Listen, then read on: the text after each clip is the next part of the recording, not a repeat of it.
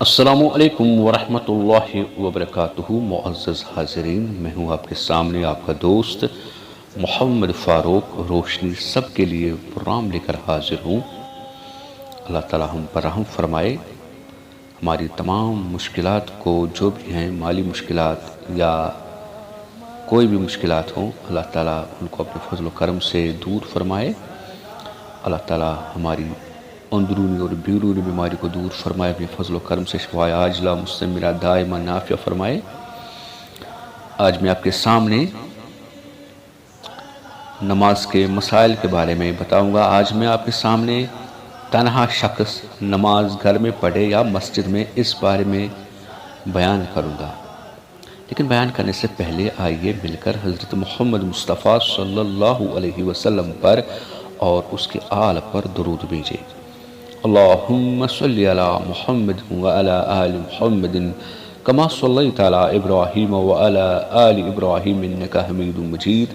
اللہم بارک علی محمد وعلی آل محمد کما بارکت علی ابراہیم وعلی آل ابراہیم انکا حمید مجید۔ رب اشرح لی صدری ویسر لی امری واحلل عقدۃ من لسانی یفقہوا قولی۔ رب زدنا علما۔ آپ سے یہی گزارش روز کرتا ہوں کہ اس چینل کو سبسکرائب کیجئے۔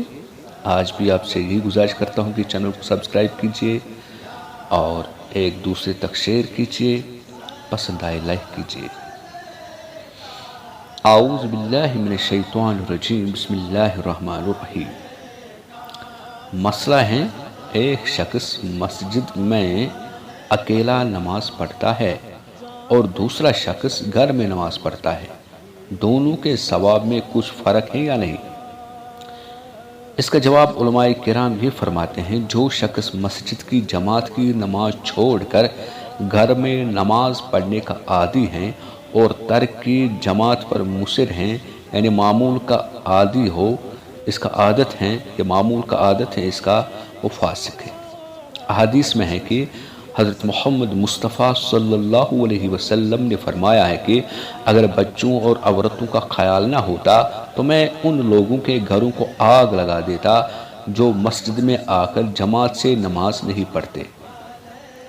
پس جو شخص مسجد میں آ کر اکیلا نماز پڑھا کرے اور جماعت کا خیال نہ کرے اور اپنی عادت ترک جماعت کی کرے، یا گھر میں اکیلا نماز پڑھنے کا عادی ہو اور ترک جماعت کرتا ہو، دونوں فاسق اور دونوں مرتکب امر حرام کے ہیں، یعنی وہ کام ہیں جو حرام کے زمرے میں آتی ہیں۔ ان میں سے کس کو کہہ دیا جائے کہ زیادہ ثواب فلان کو ہو، فلان کو ہیں اور فلان کو نہیں؟ دونوں ہی گناہ گار ہیں۔ دونوں کو یہ لازم ہے کہ جماعت کی پابندی کرے، نہ گھر میں تنہا نماز پڑھے اور نہ مسجد میں بغیر جماعت کے پڑھے۔